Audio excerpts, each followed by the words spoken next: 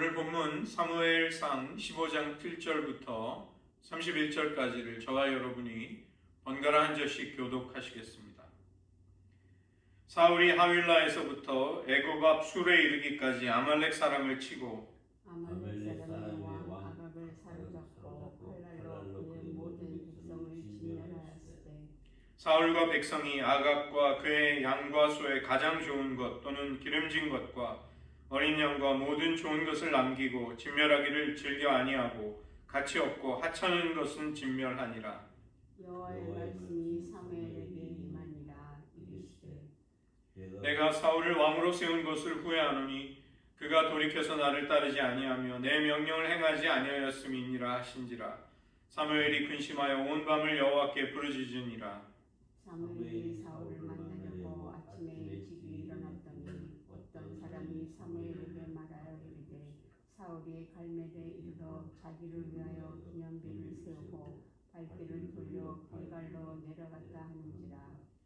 사무엘이 사울에게 이른즉 사울이 그에게 이르되 원하건대 당신은 여호와께 복을 받으소서. 내가 여호와의 명령을 행하였나이다 하니 사무엘이 이르되 그러면 내 귀에 들려오는 이 양의 소리와 내게 들리는 소의 소리는 어찌 됨이니까 하니라. 사울이 이르되 그것은 무리가 아말렉 사람에게서 끌어온 것인데 백성이 당신의 하나님 여호와께 제사하려 하여 양들과 소들 중에서 가장 좋은 것을 남김이요 그 외의 것은 우리가 진멸하였나이다 하는지라. 사무엘이 사울에게 이르되 가만히 계시옵소서. 간밤에 여호와께서 내게 이르신 것을 왕에게 말하리이다 하니 그가 이르되 말씀하소서. 사무엘이 이르되 왕이 스스로 작게 여길 그때에 이스라엘 지파의 머리가 되지 아니하셨나이까. 여호와께서 왕에게 기름을 부어 이스라엘 왕을 삼으시고 또 여호와께서 왕을 길러 보내시며 이르시기를 가서 죄인 아말렉 사람을 진멸하되 다 없어지기까지 치라 하셨거늘 어찌하여 왕이 여호와의 목소리를 청종하지 아니하고 탈취하기에만 급하여 여호와께서 악하게 여기시는 일을 행하였나이까. 사울이 사무엘에게 이르되 나는 실로 여호와의 목소리를 청종하여 여호와께서 보내신 길로 가서 아말렉 왕 아각을 끌어왔고 아말렉 사람을 진멸하였으나 다만 백성이 그 마땅히 멸할 것 중에서 가장 좋은 것으로 길갈에서 당신의 하나님 여호와께 제사하려고 양과 소를 끌어왔나이다 하는지라. 사무엘이 이르되 여호와께서 번제와 다른 제사를 그의 목소리를 청정하는 것을 좋아하신 같이 좋아하시겠나이까. 순종이 제사보다 낫고 듣는 것이 술향의 기름보다 나으니 이는 거역하는 것은 점치는 죄와 같고 완고한 것은 사신 우상에게 절하는 죄와 같음이라. 왕이 여호와의 말씀을 버렸으므로 여호와께서도 왕을 버려 왕이 되지 못하게 하셨나이다 하니 사울이 사무엘에게 이르되 내가 범죄하였나이다. 내가 여호와의 명령과 당신의 말씀을 어긴 것은 내가 백성을 두려워하여 그들의 말을 청정하였음이니이다. 청하오니 지금 내 죄를 사하고 나와 함께 돌아가서 나로 하여금 여호와께 경배하게 하소서 하니 사무엘이 사울에게 이르되 나는 왕과 함께 돌아가지 아니하리니 이는 왕이 여호와의 말씀을 버렸으므로 여호와께서 왕을 버려 이스라엘 왕이 되지 못하게 하셨음이니이다 하고 사무엘이 가려고 돌아설 때 사울이 그의 겉옷자락을 붙잡음에 찢어진지라. 사무엘이 그에게 이르되 여호와께서 오늘 이스라엘 나라를 왕에게서 떼어 왕보다 나은 왕의 이웃에게 주셨나이다. 이스라엘의 지존자는 거짓이나 변개함이 없으시니 그는 사람이 아니심으로 결코 변개하지 않으심이니이다 하니 사울이 이르되 내가 범죄하였을지라도 이제 청하옵나니 내 백성의 장로들 앞과 이스라엘 앞에서 나를 높이사 나와 함께 들어가서 내가 당신의 하나님 여호와께 경배하게 하소서 하더라. 함께 읽겠습니다. 이에 사무엘이 돌이켜 사울을 따라가매 사울이 여호와께 경배하니라. 기도하시겠습니다. 하나님, 저희들 주님의 목소리를 청종하고 즐거워 따를 때에 우리들의 진정한 자녀됨 또 부르심받은 그 아름다운 소명이 이루어지는 유일한 길이 순종에 있음을 잊지 아니하고 한결같이 우리들 생애의 마지막 순간까지 주님을 사랑하며 즐거이 따를 수 있는 은총 허락하여 주시옵소서. 예수님 이름으로 기도드립니다. 아멘. 오늘 이 시간에는 사무엘상 15장과 16장을 함께 살펴보도록 하겠습니다. 사무엘은 선지자로서 하나님의 명령을 전달하기 위해 사울을 방문하였습니다. 여호와를 만군의 여호와 이렇게 부르는 그 하나님의 호칭은 많은 군대를 거느리신 여호와라는 뜻입니다. 그 때문에 지금 사울이 수행해야 할 여호와의 전쟁이라는 맥락과 깊이 관련이 있는 하나님의 호칭으로 그렇게 부르는 것입니다. 15장 2절을 보면 왜 아말렉을 쳐야 하는지의 이유를 설명하는데 그 배경은 출애굽기 17장입니다. 아말렉이 막출애굽한 이스라엘 백성들을 공격하는 일이 있었고 하나님은 왜 아말렉을 진멸할 정도로 그들에게 진노하시는가?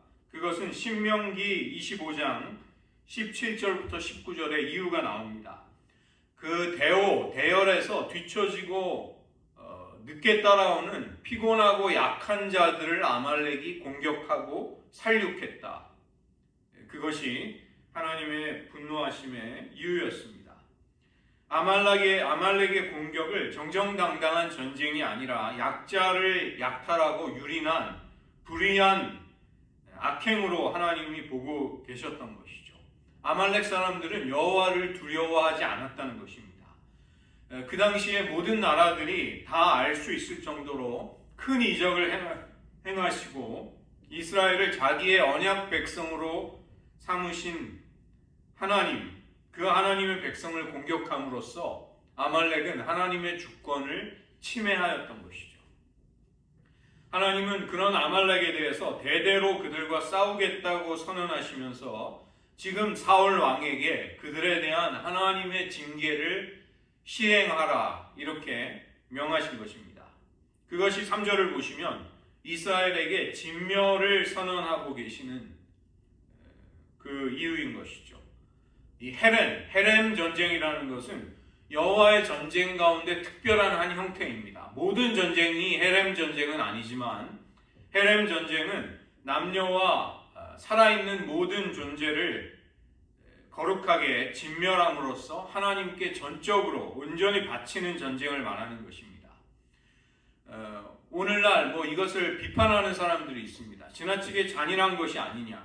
그러나 이것은 하나님의 공의로운 심판이 그런 형태로 이제 집행이 되는 것이죠. 역사에 보면 수많은 문명들이 멸망을 당하고 심판을 받는 그런 일이 일어납니다. 모든 전쟁 가운데 헤렘이 시행된 것은 아니었습니다.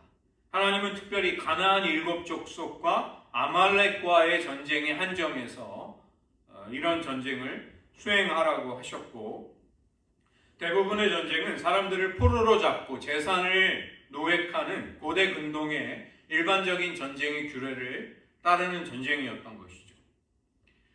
이 아말렉에 대한 진멸의 전쟁을 수행하라는 것은 하나님이 사울 왕에게 내리신 특별한 임무였던 것입니다. 어찌 보면 사울에게 그가 잘못했던 것들을 만회할 수 있는 기회로 허락이 된 것이라고도 볼 수 있습니다. 그가 이런 하나님의 명령을 잘 순종해서 받들어 잘 해낸다면 하나님은 사울의 회개를 또 인정해 주시고 그의 지난 잘못을 덮어주려고 하셨을 것입니다. 하나님은 진정으로 회개하는 자들에게 너그러우신 분이십니다. 사울은 그런 명령을 받고 백성들을 소집하는데 20만 명의 보병이 모이게 되고 유다 사람이 또 별도로 10,000명의 군사들이 모인 것이죠. 사울은 군대를 모아 아말렉 사람들이 매복하고 있는 거주하고 있는 골짜기에 매복을 시키고 공격할 준비를 하게 됩니다. 그러는 가운데 겐 사람이라는 그 특별한 부족들에게는 아말렉 사람 중에서 떠나라, 내가 곧 그들을 칠 것이다, 이렇게 떠나라는 권고를 합니다. 이 겐 사람은 모세의 장인 이드로의 후손들입니다.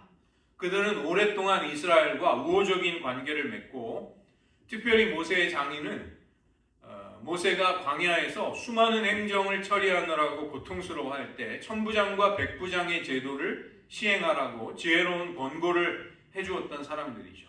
사사기 1장 16절을 보면 겐 사람들은 유다 자손과 같이 가나안 땅으로 함께 들어와서 유다의 남방에 거주했습니다.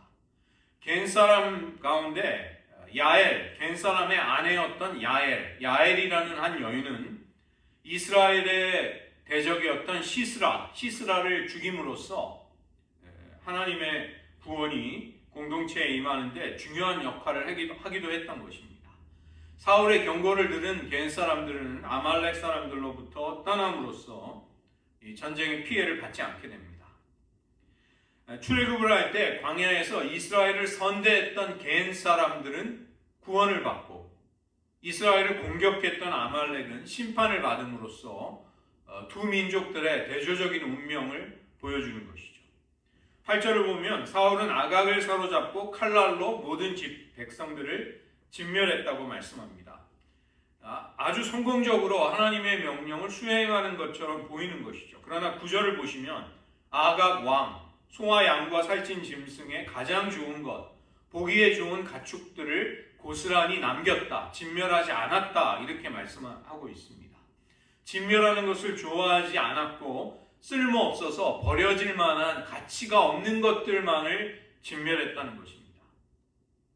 쓸모없는 것을 그들을 진멸했다라는 단어의 사용 자체가 이미 적절하지 않은 것입니다. 이처럼 이치에 맞지 않는 표현을 사용함으로써 사울과 이스라엘 백성들이 행한 일이 너무나 부적절했다, 합당하지 않았다 이것을 보여주는 것이죠.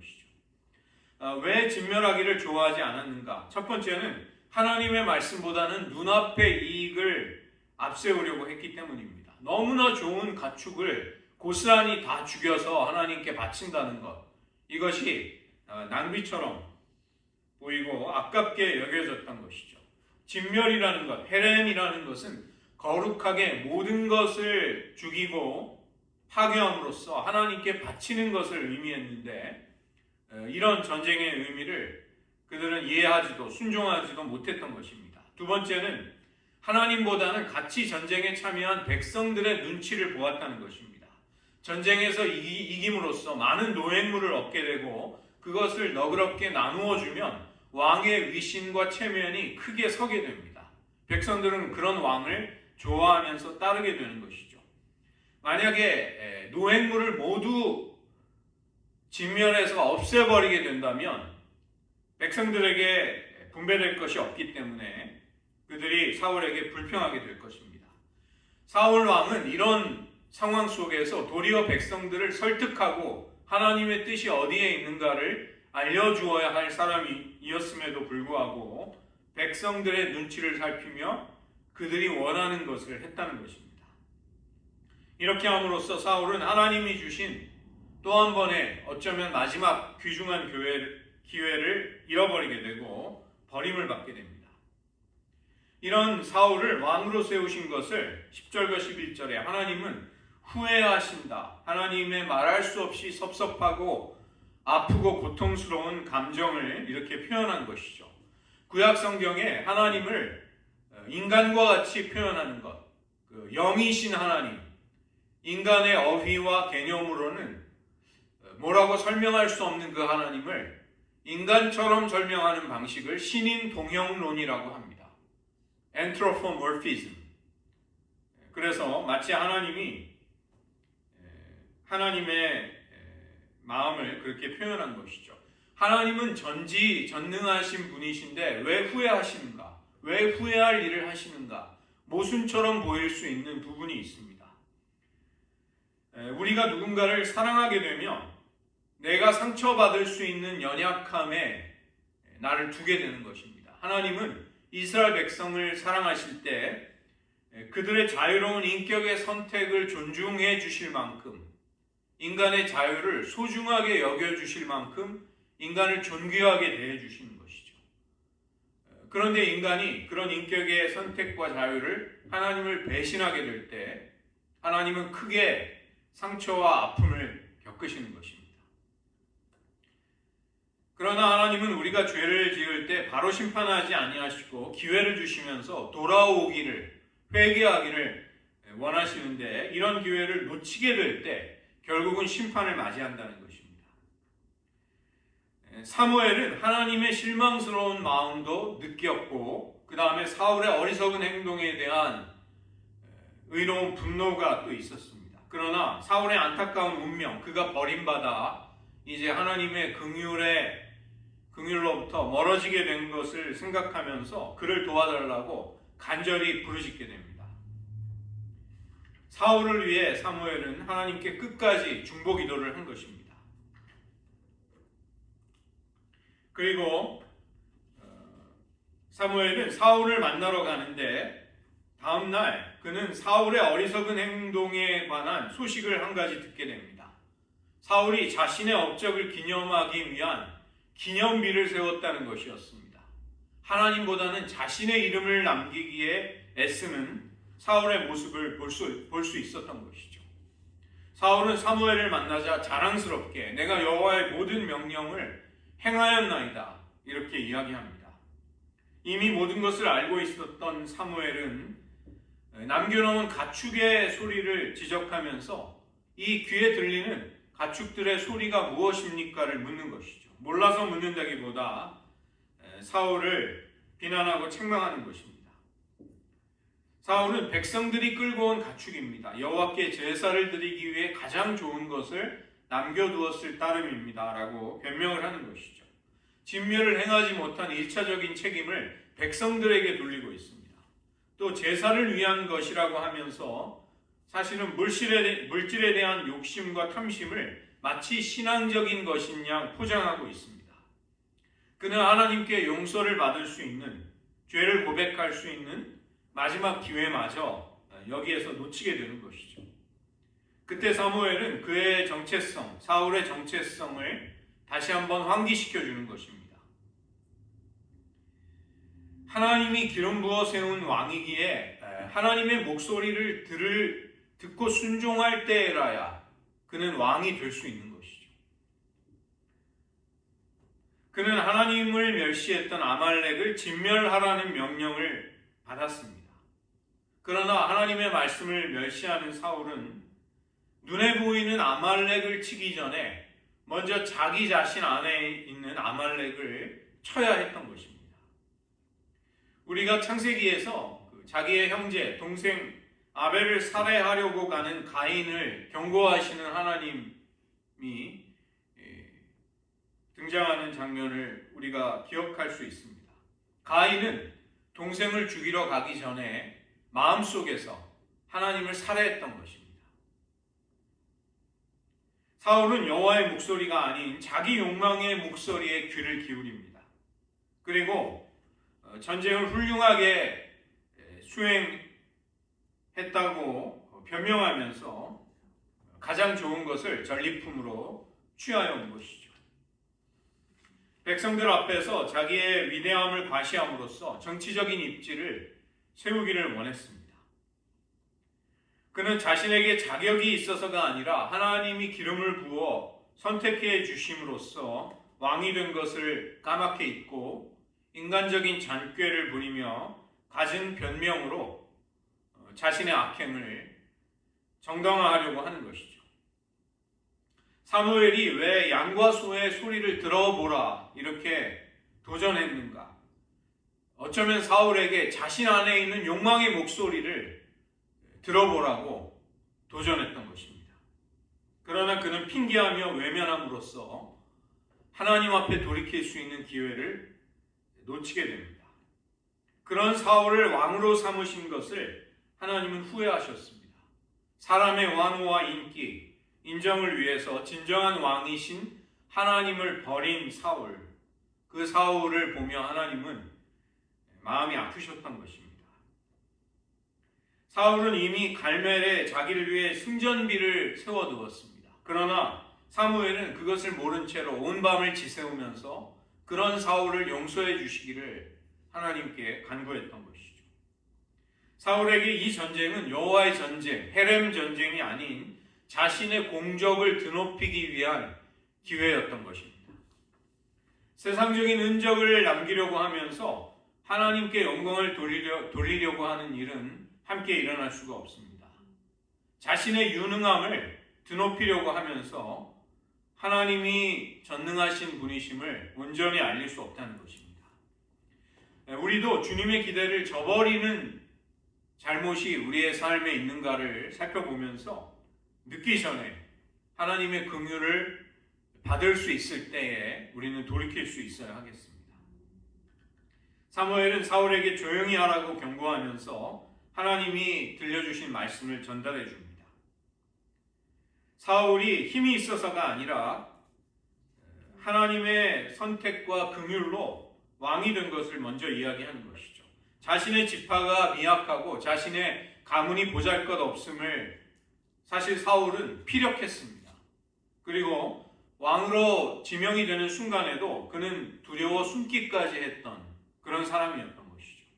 하나님은 그에게 세 가지의 표징을 주시면서 선택하셨다는 확신을 주셨습니다. 그리고 죄인 아말렉 사람을 진멸하라, 나의 공의를 실현하라, 이것을 명령하신 것이죠. 15장 18절을 보면 아말렉이 다 없어지기까지 치라, 이것이 헤렘 전쟁을 수행하라는 것입니다. 그러나 19절에서 사무엘은 당신이 어떻게 이렇게 할 수 있습니까? 이렇게 사울의 죄를 지적하는 것이죠. 하나님의 말씀에 순종하기보다는 탈취물을 취하는데 급급한 모습, 이것이 하나님의 눈에 악한 행동이라고 이야기하고 있는 것입니다. 아말렉을 진멸하라고 하신 이유는 아말렉이 여호와 앞에 악하였기 때문입니다. 그 때문에 18절에서 죄인 아말렉 사람이라고 그들을 부르고 있는 것이죠. 사울을 통해 하나님은 하나님의 공의를 드러내기 위한 전쟁을 수행하기를 원하셨습니다. 이 전쟁은 노획물을 얻는, 포로를 사로잡는 일반적인 전쟁이 아니었다는 것입니다. 그런데 사울은 하나님의 전쟁의 성격을 자기의 욕망과 욕심을 따라 바꾸어 버린 것입니다.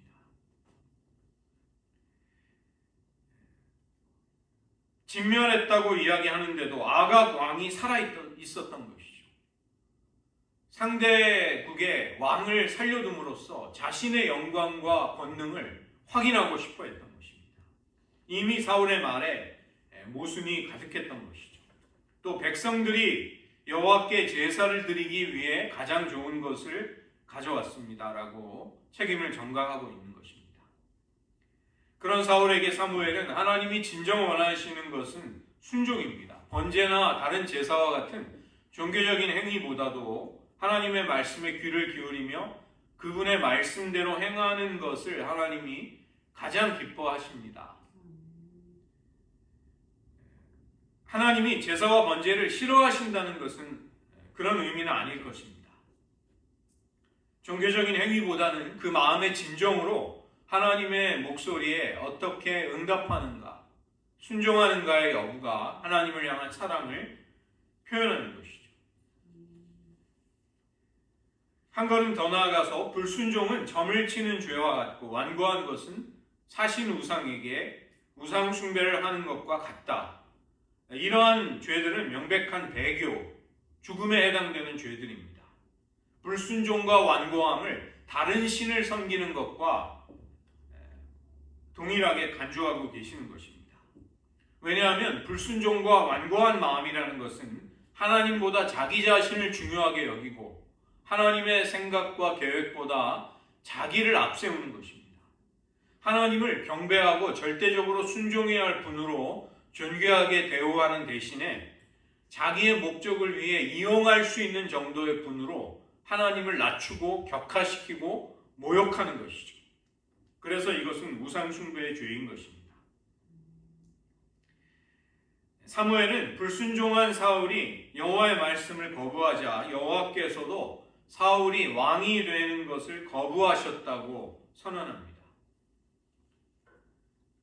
왕을 거절하셨다는 최후의 통첩, 그제서야 사울은 자기의 죄를 시인하고 제가 하나님의 음성보다는 백성들의 목소리를 들었습니다라고 이야기를 하는 것이죠. 그가 진정으로 두려워해야 할 하나님 대신에 백성들을 의식하고 두려워했다는 것은 누가 자신을 왕으로 세웠는가를 그가 어느 틈엔가 잊어버렸다는 것입니다. 권력을 가지게 된 그는 권력을 유지하고 싶었고 또 그 때문에 백성들의 눈치를 살피면서 일하는 사람이 된 것입니다. 사무엘에게 함께 가기를 요청하는데 그것은 사무엘과 함께 동행함으로써 그가 여전히 하나님의 은혜와 긍휼을 입은 자라는 모습을 사람들에게 보여주기를 원했던 것이죠. 이런 사울과 대조되는 사람이 다윗입니다. 다윗은 나단 선지자를 통해 죄를 지적받자 하나님 앞에 죄를 통회합니다. 다윗이 저지른 죄악들은 어찌 보면 여기 사울의 죄에 못지않는 어쩌면 더 흉악할 수도 있는 죄였습니다. 그러나 그에게 허락된 회개의 순간이 찾아왔을 때 그는 올바르게 반응함으로써 하나님의 긍휼을 잃어버리지 않고 왕의 지위를 지킬 수 있었던 것이죠. 우리가 죄를 짓지 않는 것이 중요하지만 만일 죄를 짓게 된다면 빨리 깨닫고 회개하는 것, 기회가 남아있을 때 하나님께로 돌이키는 것, 그것이 우리가 살 길임을 우리는 배워야 하겠습니다. 죄를 시인하지 않고 회개하지 않을 때 사랑이 많으신 하나님이라도 그 하나님의 사랑과 용서가 우리에게 오지 못하도록 막게 되는 것입니다. 사무엘이 거절하며 돌아서자 사울은 사무엘의 옷자락을 붙잡습니다. 이것은 간절한 간구를, 간청을 의미하는 행동이었습니다. 그 순간 사무엘의 옷자락이 찢어져 버리고 그것은 예언 행위, 예언 행동이 됨으로써 여호와께서 이스라엘의 나라를 왕에게서 찢어내어서 왕보다 나은 왕의 이웃에게 주시겠습니다. 하나님의 앞으로의 행동을 나타내는 상징으로 해석이 되는 것이죠. 이것은 하나님의 행동이 번복되지 않는다는 것입니다. 15장 29절에 변개함이라는 히브리어가 이나햄입니다. 이나햄. 이 말이 11절과 35절에서는 하나님이 후회한다고 할 때 여기서도 똑같은 단어 이나햄이 쓰이고 있습니다. 11절과 35절에서는 후회하시는 하나님, 그런데 왜 29절에서는 후회함이 없는가, 변하지 않는다라고 말씀하는 것은 모순되는 것처럼 보일 수도 있는 것이죠. 29절에 변함이 없다는 것은 미래를 말씀하는 것입니다. 사울에 대한 결정을 하나님이 미래에 바꾸시지 않겠다는 것이죠. 그러나 11절과 35절에 후회하신다는 번역은 하나님의 내적인 감정을 표현하고 있는 것입니다. 하나님은 우리의 죄 때문에 슬퍼하시고 가슴 아파하시는 것이죠. 우리를 가장 사랑하시기에 우리의 죄로 인해 가장 상처받으시는 분도 하나님이십니다. 사울은 사무엘에게 절박하게 매달리는데 하나님께 버림받은 것을 백성들과 장로들에게 들키고 싶어하지 않았기 때문입니다. 그래서 비록 죄인일지라도 백성들 앞에 나를 높여달라고 간청했던 것이죠. 하나님 앞에 계속 동행하고 있는 모습으로 그렇게 비춰지기를 원했던 것입니다. 사울의 절박한 요청에 대해 사무엘은 그 말을 들어줍니다.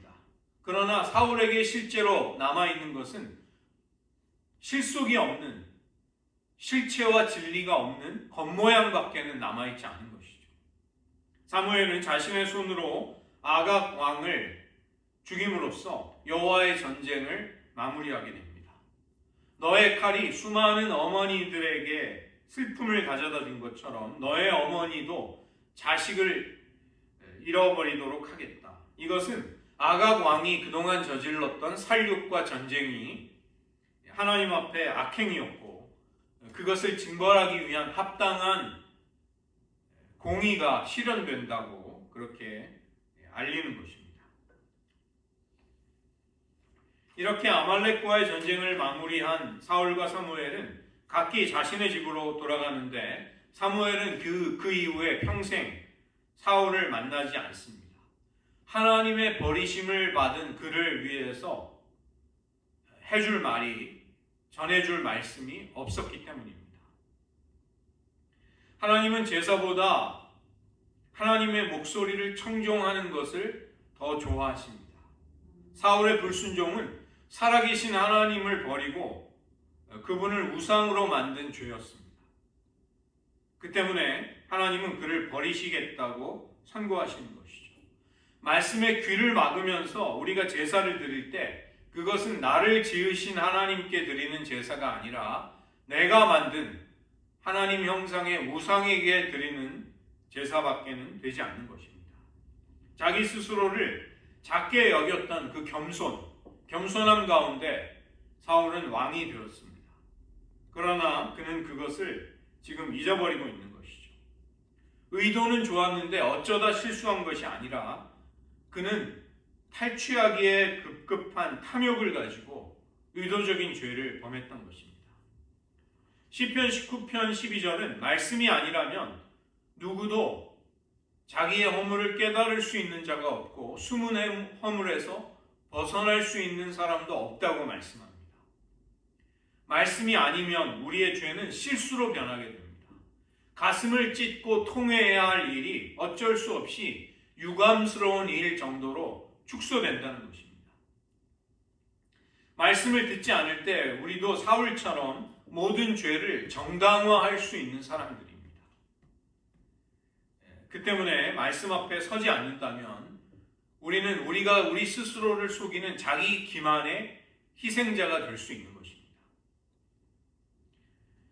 하나님의 말씀은 사울의 숨은 의도를 폭로하는데도 그는 자기 일을 정당화하는 일과 변명을 멈추지 않습니다.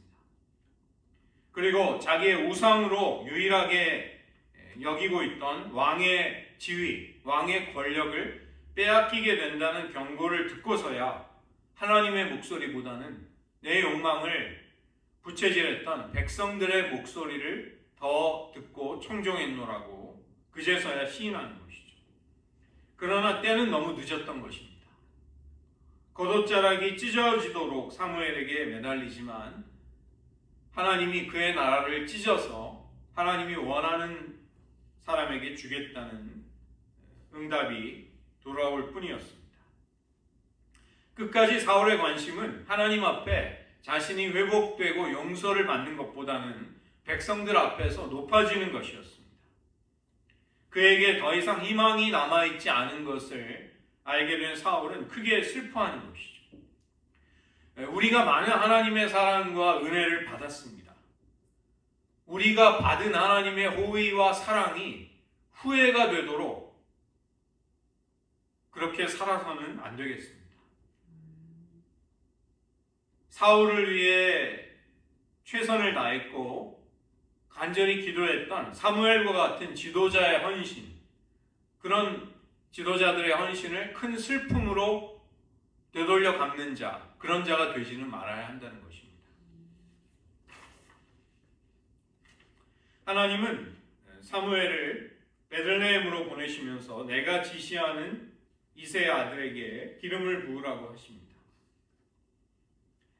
원문을 보면 나의 마음에 합한 자는 직역을 하면 나를 위한 왕이라는 뜻입니다.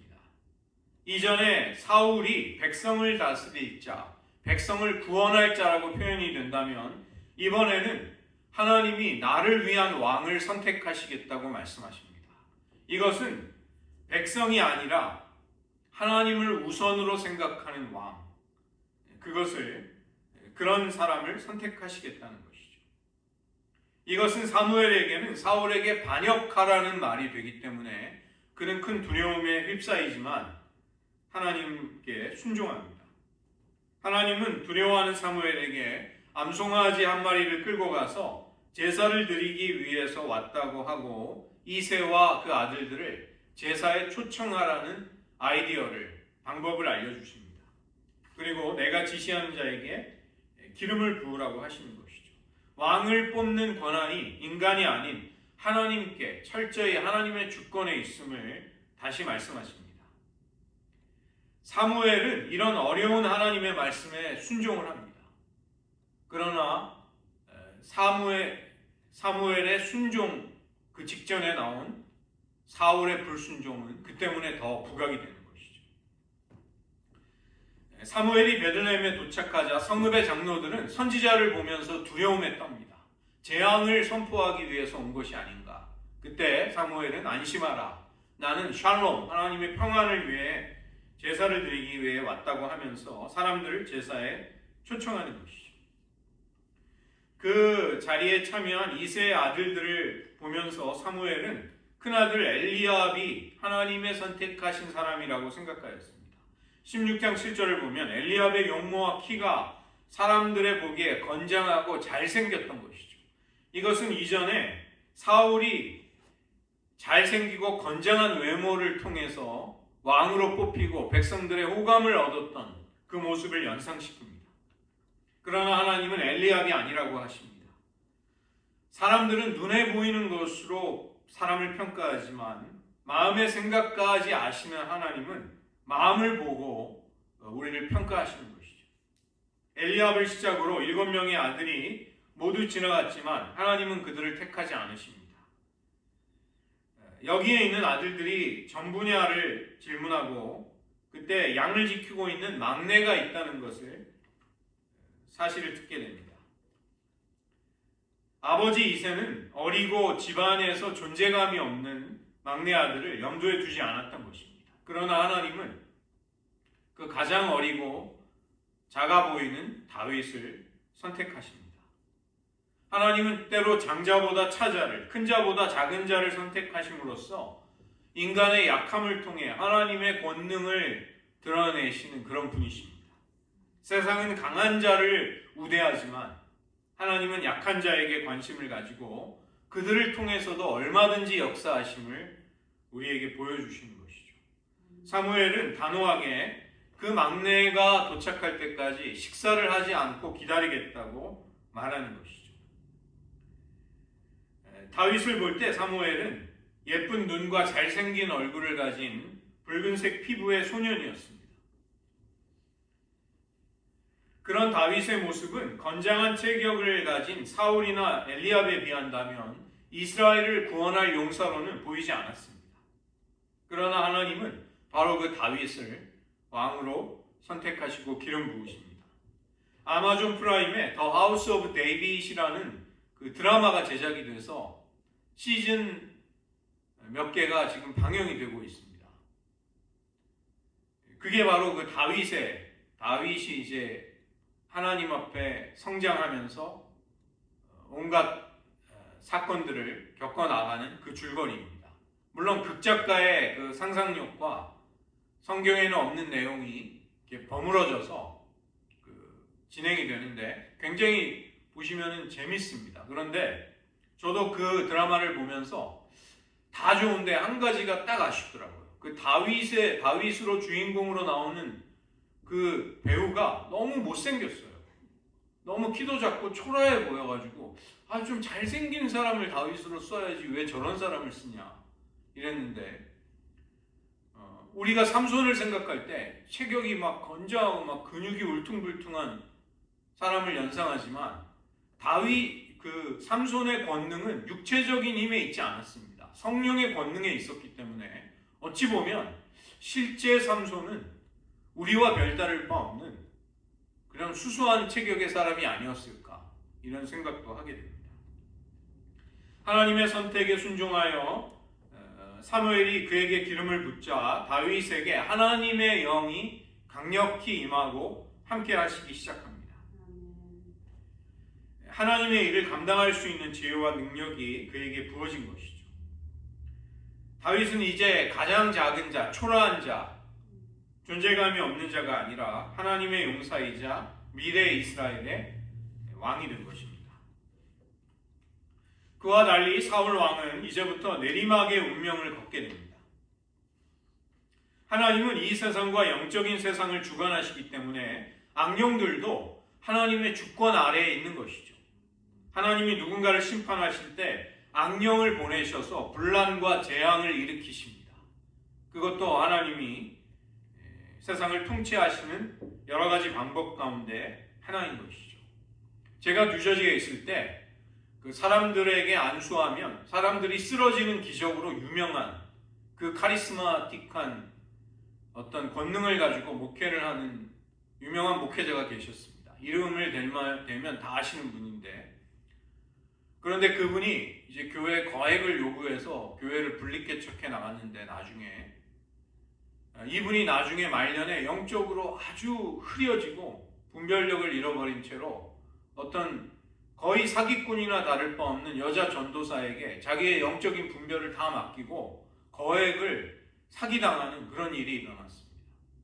제가 이런 내밀한 일을 어떻게 아는가 하면, 같은 교단에 속해 있던 목사님이 그 교회의 부목사로 계시다가 그 목사님이 떠나시고 그 교회 담임 목사가 되신 분이 저에게 그 상황을 말씀해 주셨어요. 자기가 체험한 바를. 그래서 제가 알게 된 것입니다.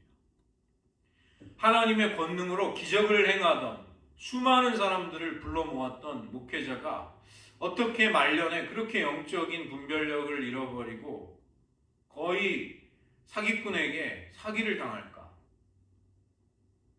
참 두려운 일이죠.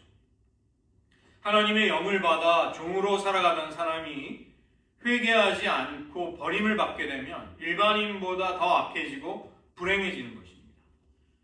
15절을 보시면 사울에게 악신이 들렸다는 것을 신하들도 다 알았다는 것을 보면 그는 시시때때로 발작을 일으키고 괴로워하고 우울증에 사로잡혔을 것입니다. 이것은 그가 여호와의 영에 사로잡혀서 예언을 하던 이전의 모습과 초창기의 모습과는 너무나도 달라진 것이죠.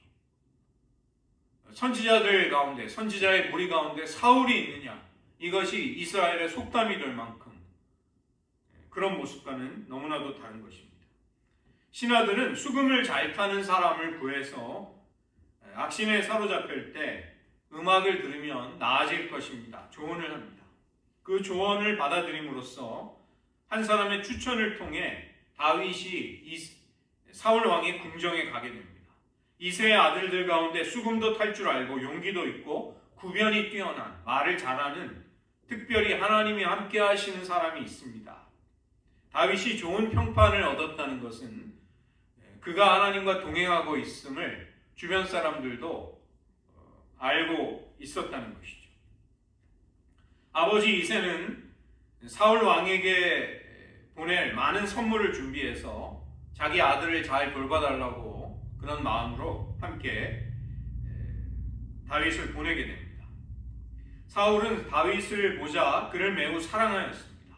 요나단이 다윗을 보게 되었을 때 그를 사랑하였다는 것과 사실은 같은 맥락인 것이죠. 다윗이 자신의 정치적인 라이벌이 되는 것을 알기 전까지 사울 왕은 다윗을 매우 사랑하며 마음에 들어있고 자기의 측근, 가장 신뢰하는 신하, 무기를 드는 자로, 자기의 무기를 드는 자로 삼았던 것입니다.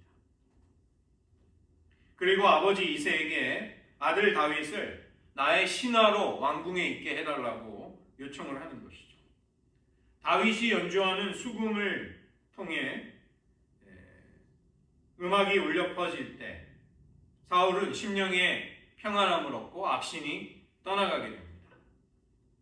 지금 자기 앞에서 수금을 타며 평안을 가져다 주는 다윗이 자신을 대신해서 선택을 받은 왕이라는 것, 그 때문에 여호와의 영이 그에게 임해서 자신이 고통을 겪게 만드는 악신을 쫓아낼 수 있다는 것을 꿈에도 모른 채로 사울은 다윗의 수금 소리를 왕궁에서 들었던 것입니다. 이러한 우연은 사실은 우연이 아닌 것이죠. 하나님의 보이지 않는 손이 역사하고 있는 것입니다. 사울과 다윗은 아직은 이 장면에서는 서로를 깊이 모릅니다. 그러나 한 사람은 하나님께 버림받은 비극적인 길을 가게 되고 한 사람은 하나님의 선택을 받고 순종하면서 연단을 통해 아름다운 하나님의 사람으로 변화되어 가는 모습을 보여주는 것입니다.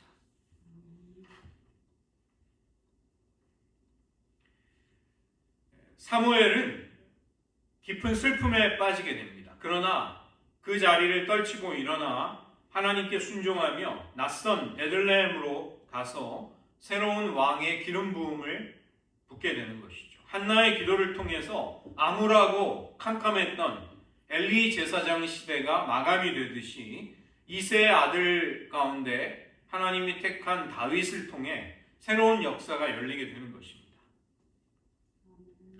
하나님은 외모가 아니라 중심으로 사람들을 보고 계시는 것이죠. 용모와 신장은 탁월했지만 마음이 하나님에게서 떠나버렸던 사울 같은 왕이 아니라 나의 마음에 합한 자를 택하겠다. 그렇게 말씀하십니다.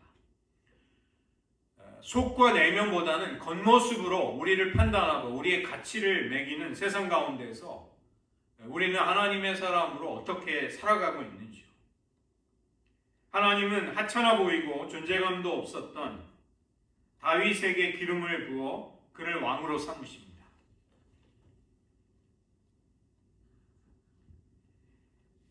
사울을 위대한 지도자가 되도록 했던 초월적인 여호와의 권능이 그에게서 떠나고 목동에 불과했던 다윗을 이스라엘의 목자가 되도록 만드는 권능이 다윗에게 대신 임하게 된 것입니다. 하나님의 신이 없는 인간은 허울 뿐이지만 성령이 충만하게 될 때 아무리 연약한 자라도 권능의 사람이 될 수 있음을 우리는 보게 되는 것이죠. 아직 공식적으로 왕위에 오르지는 않았지만 하나님의 신에 감동이 된 하나님의 사람으로서 다윗이 해야 할 첫 번째 일은 악한 왕을 섬기는 것이었습니다.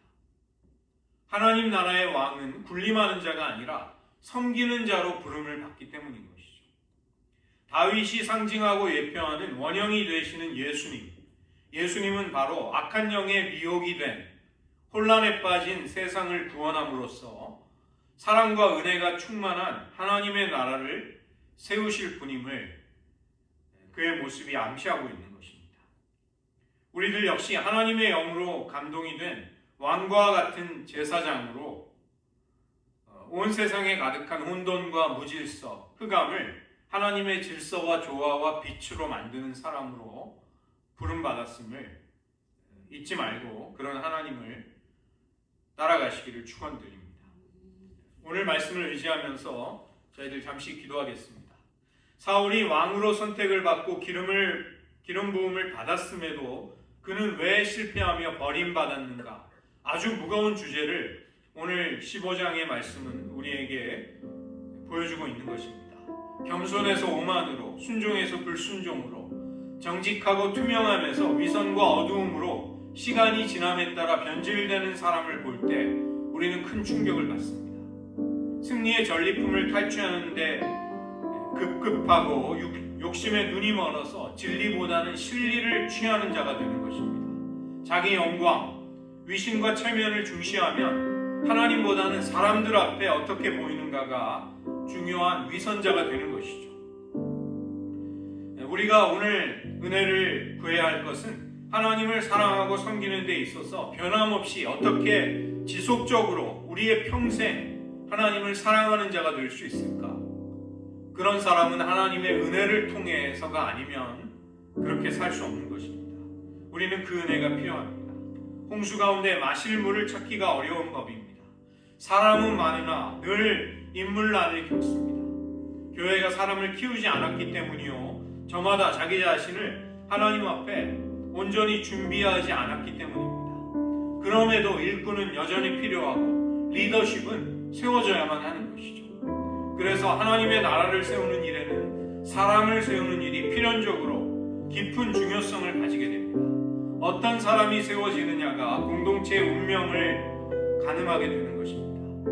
우리 개인의 심령, 또 우리의 가정, 교회, 국가사회 같은 공동체 속에 하나님을 경외하는 중심이, 겸손함이, 인격과 능력이 갖추어진 사람이 택함을 받기를, 세워지기를 우리는 기도해야 하겠습니다. 무엇보다 우리들 자신을 하나님 보시기에 하나님의 마음에 합한 사람으로 만들어 주시기를, 연단을 통해서라도 우리를 온전케 다듬어 주시고 성장시켜 주시기를 이 시간 우리들의 신앙 고백으로 잠시 간구하겠습니다. 하나님 아버지, 저희들 사울의 버림받음을 선택받음을 보면서 우리는 하나님께 큰 은혜와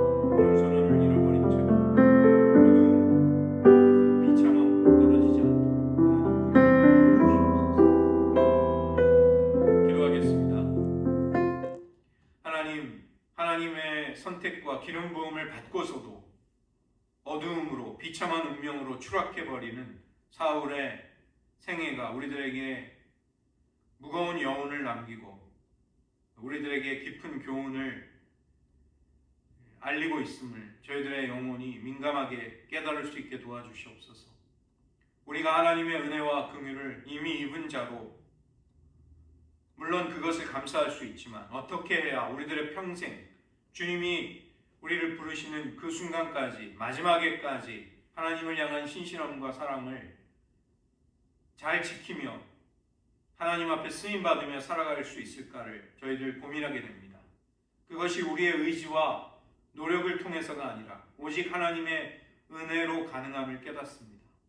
하나님 우리들 긍휼히 여겨주셔서 비록 잘못과 때때로 악행과 어리석음을 저지를지라도 우리를 버리지 마시고 우리들에게 긍휼과 회개할 기회가 남아있는 동안 그 골든타임을 놓치지 않을 수 있는 겸손함으로 하나님께 돌이키는 자들이 되게 하여 주시옵소서.